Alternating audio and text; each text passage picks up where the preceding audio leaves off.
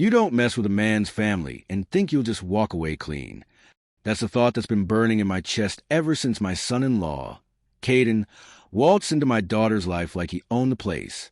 He smiled like one of those slick salesmen on late-night TV, promising the world while his other hand was already in your wallet.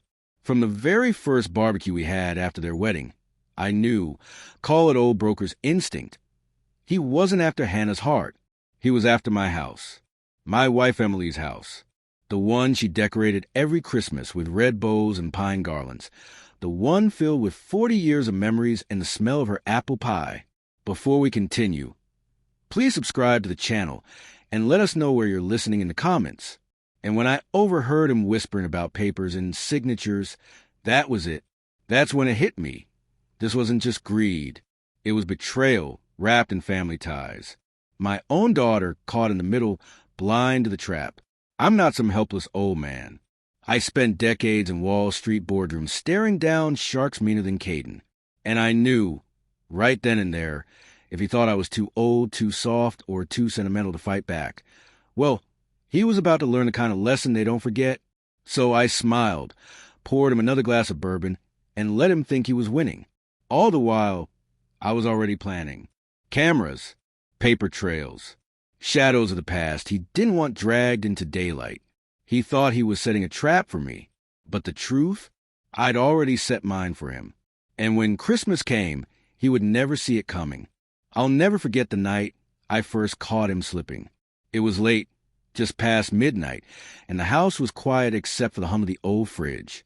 I was up in my study, pretending to be asleep downstairs, when I pulled up the feed from the cameras I'd had installed.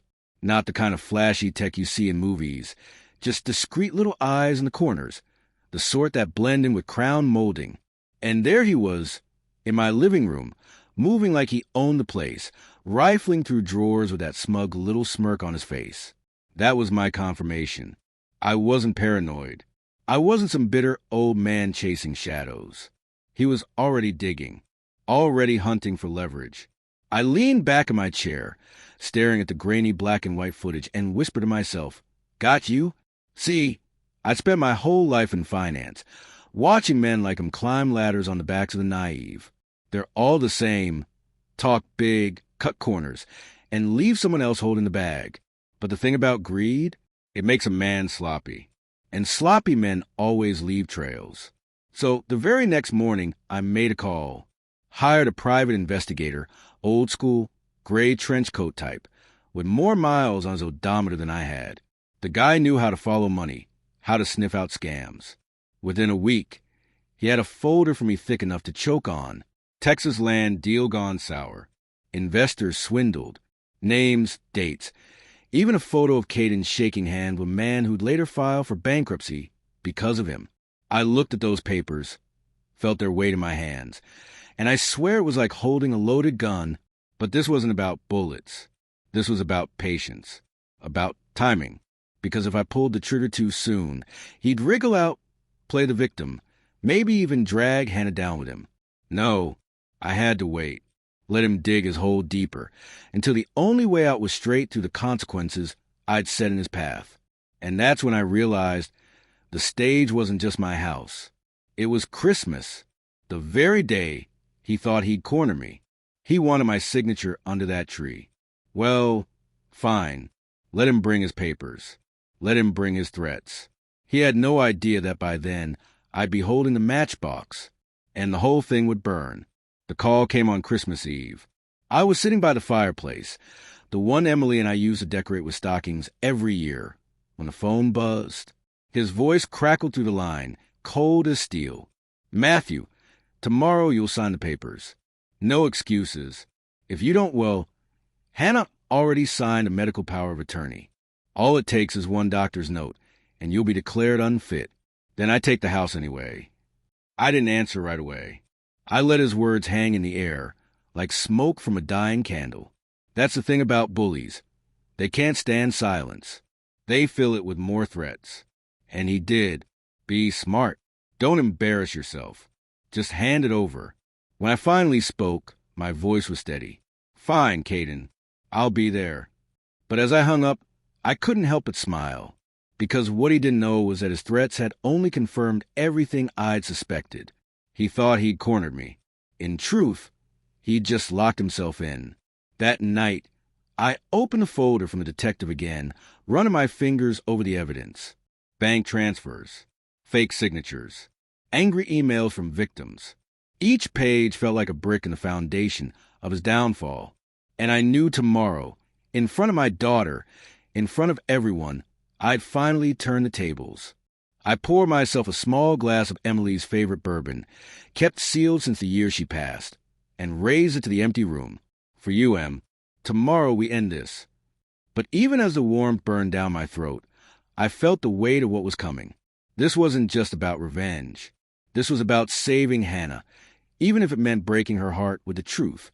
And as the clock struck midnight, the sound of distant carolers outside the window, I whispered into the darkness, Caden has no idea what Christmas gift is waiting for him. Tomorrow, the house would no longer be his prize. It would be a stage of ruin. Christmas morning came wrapped in silence. No jingling bells, no laughter kids on the street, just the creak of my old floorboards as I moved through the house. I set the table with care. China plates Emily had picked out on our 30th anniversary, silverware polished until caught the glow of the candles. I wanted everything perfect, not because Caden deserved it, but because appearances were part of the trap. He needed to believe this was just another family dinner. I checked the cameras one last time. The feed lit up my laptop, showing every corner of the house. And that's when my stomach tightened. Hannah, my little girl, on the screen. She wasn't just standing by while Caden worked. She was guarding the staircase as he loosened the bolts on the railing days earlier, watching, keeping lookout. My heart sank, the kind of heavy ache no father should feel on Christmas.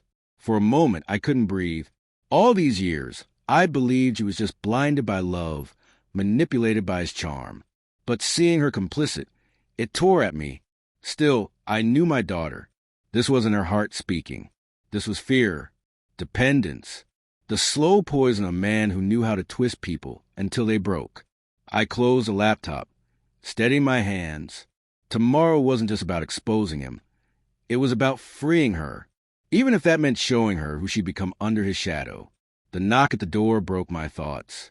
Hannah stood there with a tray of pies, her smile shaky, her eyes darting everywhere but at me. Behind her, the December air carried the faint sound of carolers and church bells. She whispered, Dad, just please don't make today harder than it has to be. I looked her straight in the eye and said, Sweetheart, today will be the hardest day of his life, not yours. She didn't know what I meant. Not yet, but by nightfall she would. By late afternoon, the house smelled of roasted turkey and pine. I kept the fire low, just enough to throw a golden glow across the room. Every detail mattered, the warmth, the decorations, the scent of Christmas. Caden thrived on control, but today I wanted him comfortable, lulled into believing everything was going his way. At 5 sharp, headlights swept across the driveway. I pulled the curtain just enough to see him step out, dressed in an expensive overcoat, Hannah trailing behind with her head down. And then my pulse quickened, a man in a suit carrying a leather briefcase. The notary. He wasn't wasting time. He was coming for blood, and he wanted paperwork to seal it. When I opened the door, Caden's grin stretched wide. Merry Christmas, Matthew, he said, like we were two old friends catching up. His voice had that slick cheer you hear from used car dealers, the kind that makes your skin crawl. He brushed past me, patting my shoulder like I was a child, and whispered, Let's get this over with, old man. But I wasn't rattled. I'd been waiting for this moment. As they sat around the table, the notary laid out the documents, sliding them toward me with a rehearsed smile. Just sign here, sir, and everything transfers clean. I picked up the pen, twirling it between my fingers.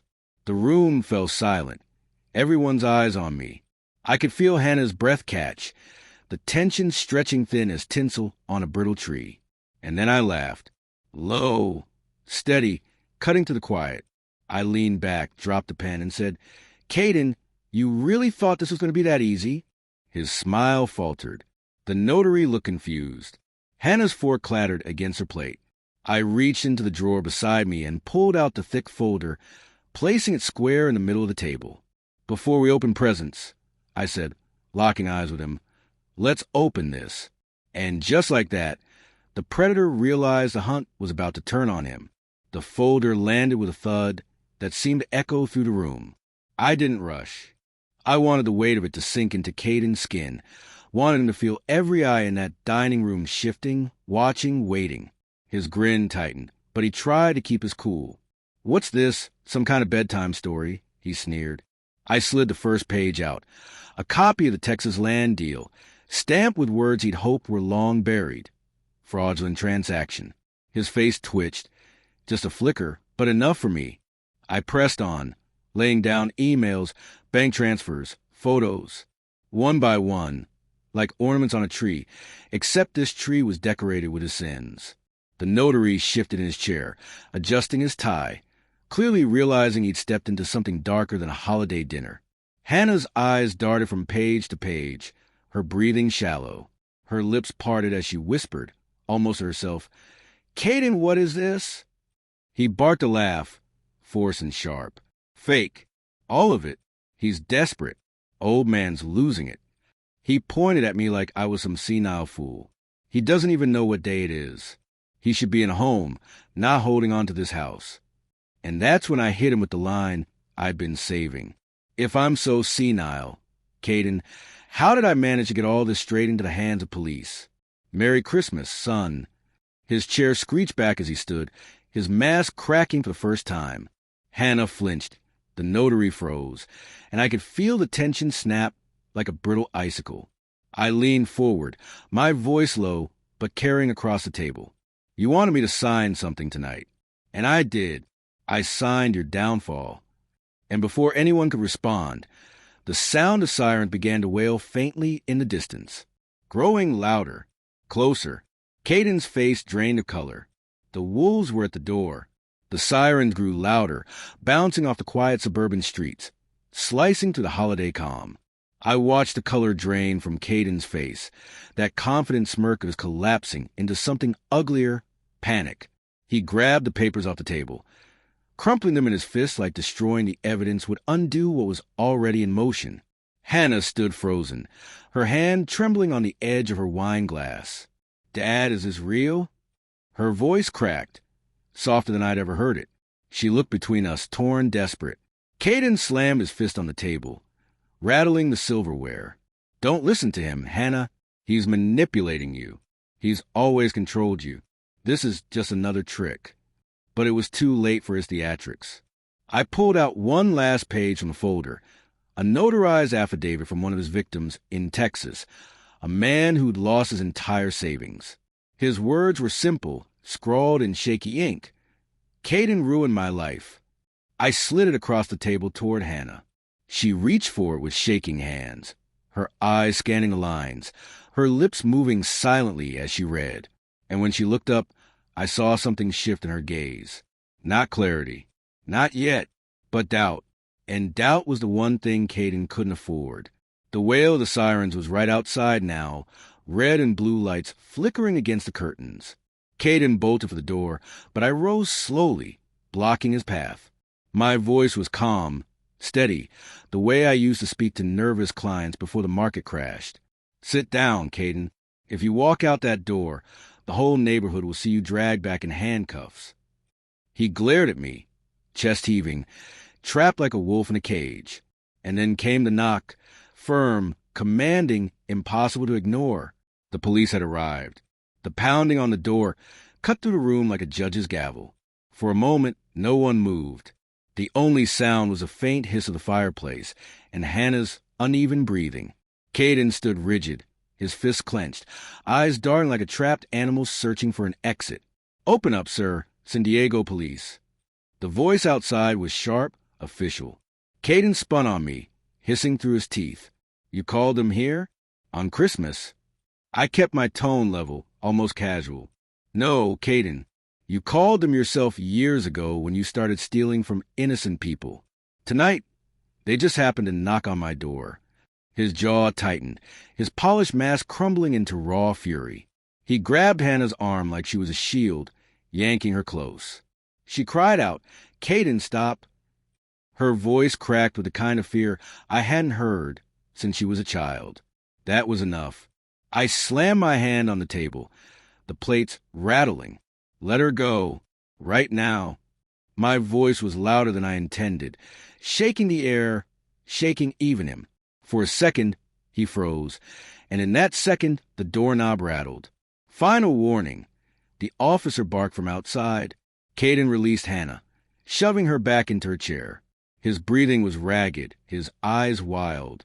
He straightened his coat, trying to rebuild that smug facade, but it was too late. The knock came again, harder this time, splintering the tension wide open. I walked calmly to the door, my steps deliberate, the weight of decades steadying me. My hand rested on the knob, and I looked back at Caden. He glared at me, sweat shining on his forehead, his lips curling into a half-snarl. "You think you've won," he muttered. I opened the door wide. 2 officers stood there, their radios crackling, the winter air rushing in behind them. "No, Caden," I said, stepping aside so they could enter. "I know I have." And in that moment, the predator was no longer in control. He was prey surrounded by wolves. The officers stepped inside, their boots heavy on the hardwood, the scent of cold air clinging to their uniforms. One of them glanced around the table. Half-eaten turkey, scattered papers, Hannah froze in her chair, and then his eyes landed on Caden. "Caden Miller?" the taller officer asked. Caden straightened, smoothing his coat like he was about to pitch a deal. "Yeah, that's me. What's this about?" His voice dripped with false confidence, but I could hear the tremor underneath. The officer pulled a folded sheet from his pocket. "We have a warrant for your arrest. Multiple counts of fraud and financial misconduct, tied to an investigation out of Texas." Hannah gasped, her hand flying to her mouth. The notary shifted uneasily, beads of sweat on his temple. Caden laughed, a sharp, desperate bark. "Fraud? This is insane. He set this up." He jabbed a finger at me, his mask slipping further with every word. "He's a bitter old man trying to ruin me. Hannah, tell them. Tell them your dad's losing his mind." But Hannah didn't move. She stared at the papers scattered across the table, her lips trembling, her eyes glistening with something between betrayal and awakening. The shorter officer stepped forward, pulling out cuffs. "Sir, put your hands behind your back." Caden's eyes darted, wild now, searching for some kind of lifeline. He turned to Hannah, his voice breaking. "Baby, don't let them do this. You know I love you. You know this is just your dad's revenge. Say something." Hannah finally looked at him, really looked, and I saw her shoulders slump as if a mountain had just shifted off her chest. "You don't love me, Caden," she whispered. "You love what you can take." The words hung heavy in the air, slicing through the lies sharper than any blade. And that's when the officer clicked the cuffs around his wrists. The sound of metal snapping shut was the sweetest Christmas carol I'd ever heard. The cuffs clinked against his wrists, and for the first time, Caden's swagger collapsed completely. He twisted, pulling against the officer's grip, his voice rising into something shrill and broken. "You can't do this. I have rights. I'm not going down for this." The notary, pale as a ghost, tried to slip out his chair, mumbling something about just being here for signatures. But the taller officer stopped him cold. "Sir, sit down. We'll need to ask you some questions, too." The man's briefcase slipped from his hand and hit the floor with a dull thud. Papers spilled out, documents prepared to strip me of my home, neat and official. Evidence of his complicity laid bare on my Christmas table. I leaned back in my chair, letting the fire crackle behind me, and finally allowed myself a slow smile. This wasn't just about catching a thief. It was about exposing the rot in front of everyone who needed to see it. Caden thrashed once more, then turned his fury on me. "You think you've won, old man? You're nothing without that house. Nothing. I'll ruin you." Spit flew from his lips, his voice echoing against the walls like a tantrum. I rose, steady, deliberate, meeting in my eye. "No, Caden, you already ruined yourself. I just made sure everyone could see it." For a heartbeat, The room was silent, save for the pop of a log in the fireplace. Then Hannah stood, her chair scraping back. Her eyes were wet, but her voice was clear.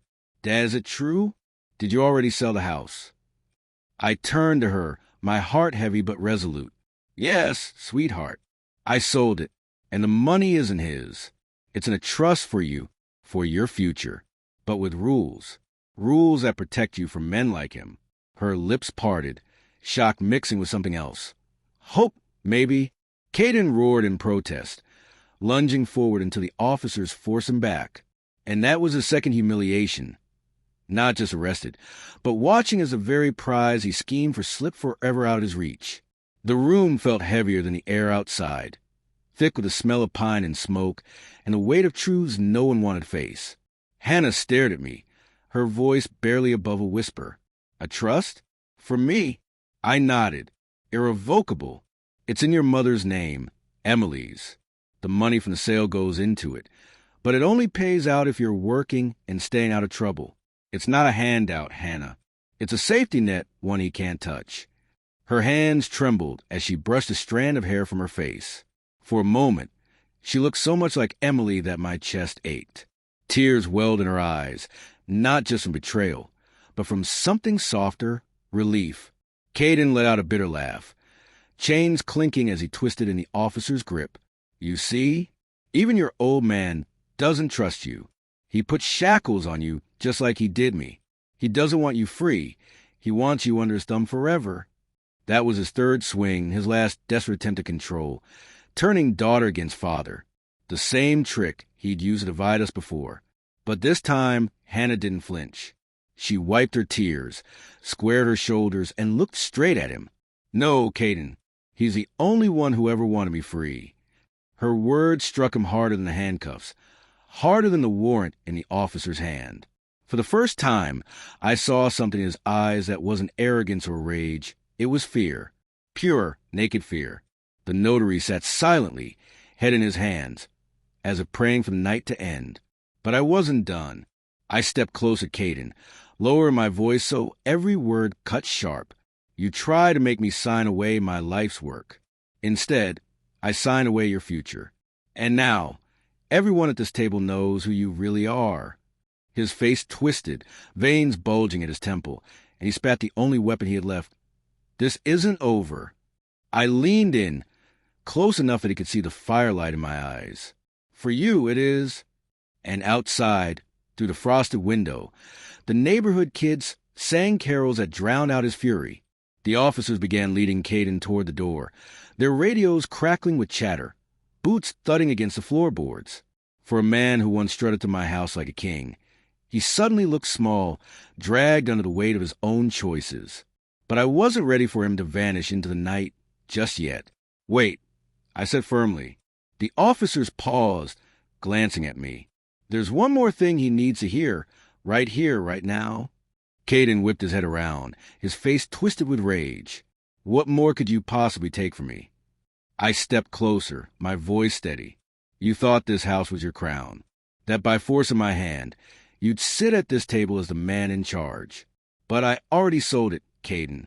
And the money? It's locked away where you'll never touch it. You didn't just lose tonight, you lost the very future you tried to steal." The notary groaned, burying his face in his palms. Hannah stood by the fireplace, tears dried on her cheeks, her posture taller than I'd seen in years. She wasn't broken anymore. She was waking up. Caden's laugh was hollow, manic. "You think she'll thank you? You think she'll ever forgive you for humiliating her husband in front of the whole world?" His words sliced at her, meant to wound. But Hannah stepped forward before I could answer. Her voice shook, but her resolve didn't. "You didn't just humiliate yourself, Caden. You humiliated me. You used me as cover for your lies. And now everyone sees it." His mouth fell open, the fight draining from him. Her rejection cut deep in the cuffs, deeper than the evidence. His third humiliation, served by the one person he thought he owned. The officers nudged him toward the door. I watched as his shoulders slumped, as the sirens painted him red and blue. For years he thought he held every card. But tonight his hand was empty. And as they pulled him onto the porch, the cold winter air swallowing his protests. I knew the hardest part still lay ahead, helping Hannah pick up the pieces of what he'd tried to destroy. The door closed behind them, the echo of boots fading into the night. For the first time in months, the house was still.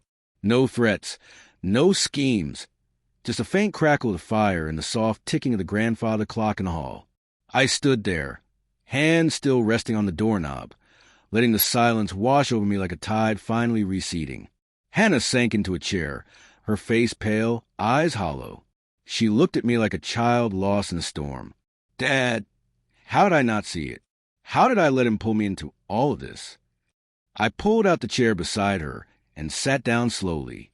Because men like him don't just lie, Hannah. They weave stories so tight you can't see daylight through them. They make you doubt yourself, make you think you need them just to stand. She wiped at her cheeks, shaking her head. I stood guard while he loosened those stares. I thought I was helping him protect us, but I was helping him hurt you. The pain in her voice cut deeper than any insult Caden ever threw my way. I reached across the table, covering her hand with mine. You were protecting what you thought was love. There's no shame in that. The shame belongs to him. The notary shifted uncomfortably, still pinned at the table by the officer's warning. He muttered something about, just do his job, but I cut him off. Your job was aiding a thief. And now you'll answer for that, too. His eyes fell to the floor, no fight left in him. I turned back to Hannah. This house isn't our future anymore. But the trust, it's a lifeline. Your mother's name will protect you now, the way she always wanted to. Her lip quivered, but for the first time that night, she managed a small, shaky smile. And that's when I knew the plan had done more than catch a criminal. It had given my daughter a chance to breathe again. But deep inside, I felt it. Justice was only halfway done. Caden wasn't finished breaking, not yet. Later that night, after the squad car pulled away and the notary was escorted out, the house fell into an uneasy calm. The fire had burned low, shadows stretching long across the walls. Hannah sat curled on the couch, staring into the embers as if they might hold answers. I poured her a cup of tea, setting it gently on the table. She didn't drink, just wrapped her hands around the mug for warmth. Dad, she whispered, her voice thin, was I really that blind? Everyone must have seen what he was. Everyone but me. I lowered myself into the chair opposite her. You weren't blind, sweetheart. You were loyal. You wanted to believe in him because you loved him. That's not weakness. It's humanity. But love without truth becomes chains. Tonight you broke them. Her eyes glistened, and for the first time since Emily's passing, I saw my daughter not as a woman trapped in someone else's shadow, but as a girl who once danced barefoot in the backyard while her mother strung Christmas lights overhead. There was pain, yes, but there was also a flicker of freedom. Outside, faint voices of neighbors, singing carols drifted through the window. Silent night, carried soft and low, wrapping the house in a bittersweet peace. Hannah leaned her head back, letting the sound wash over her. Then she looked at me, determination in her gaze. What happens now? He's gone, but the pieces are everywhere. I nodded. Now comes the hard part. Healing. Work. Building something that belongs to you alone. That trust is there to help, but only if you help yourself. Emily wanted you to stand tall, Hannah. She believed in you, even when you didn't. Her lip trembled. And you, I reached across the table, squeezing her hand. I believe in you every day of your life, even tonight. She broke then, sobs shaking her frame, but they were different, cleansing, almost like a baptism. And as I held her hand in the glow of the dying fire, I knew Caden's prison cell was just the start of his punishment. His real defeat was right here, watching Hannah finally step out of the shadow. 3 months later, the house was no longer mine. Papers signed, keys handed over, echoes of Emily's laughter boxed away with family photos. I'd traded those 4 walls for a small cabin by the river, with smoke curling from the chimney, water lapping against the banks like a lullaby. Some might have called it a downgrade. To me, it was freedom. Each morning I'd rise with the sun, stoke the fire, and sit by the window with coffee strong enough to wake the dead. The quiet was a gift I hadn't realized I'd been missing. No footsteps lurking in hallways, no poisoned words dripping through phone calls. Just stillness. And Hannah, she was changing too. She called often, her voice steadier with every week. She'd taken a job at a local bookstore, part-time at first, then more hours. She was seeing a therapist, working through the knots he'd tied in her soul. The first time she laughed on the phone, really laughed, I sat in silence with tears rolling down my cheeks. Emily would have been proud. As for Caden, news traveled fast. His trial had made local headlines. Texas fraudster arrested in San Diego Christmas sting. His name was mud, his reputation ashes. He tried to play the victim in court, but the evidence was a mountain he couldn't climb. Every time I saw his face on the evening news, hollow-eyed behind that orange jumpsuit, I remembered the smirk he wore at my table, and I remember how it felt to rip it off in piece by piece. But here's the thing about revenge. It doesn't taste sweet forever. It's sharp, hot, burning on the way down. Then it leaves you hollow if you're not careful. I didn't want to live in that fire. So I filled my cabin with photographs of Emily, with the scent of pine, with the sound of Hannah's voice whenever she called. And yet, even in that piece, I knew one chapter still remained. The day I'd face him again, not in anger, but in finality. They let me into the prison visiting room on a gray afternoon, rain streaking the narrow windows like tears from the sky. The air smelled of bleach and steel. I sat at the metal table, hands folded, waiting. When the guard brought Caden in, shackled at the wrists, I almost didn't recognize him. His hair was unkempt, his suit replaced with an orange jumpsuit that hung loose on his frame. The swagger was gone. What sat across from me was a man stripped bare. He smirked faintly, trying to summon the old act. Come to gloat, old man? I leaned forward, my voice steady. No, Caden, I came to end this. He scoffed. You think you won? I'll get out someday. You can't keep me here forever. I pulled a small object from my coat pocket, a snow globe. Emily's, the one she'd set out every Christmas on the mantel. I placed it on the table between us, the tiny cabin inside glowing under swirling flakes. This was Emily's favorite, I said quietly. She used to say it reminded her of the life we built together. Simple, honest, untouchable. His eyes flicked to it, then back to me, confusion flashing across his face. You tried to take that from us, I continued. You thought you could buy it, trick it, twist it. But you never understood.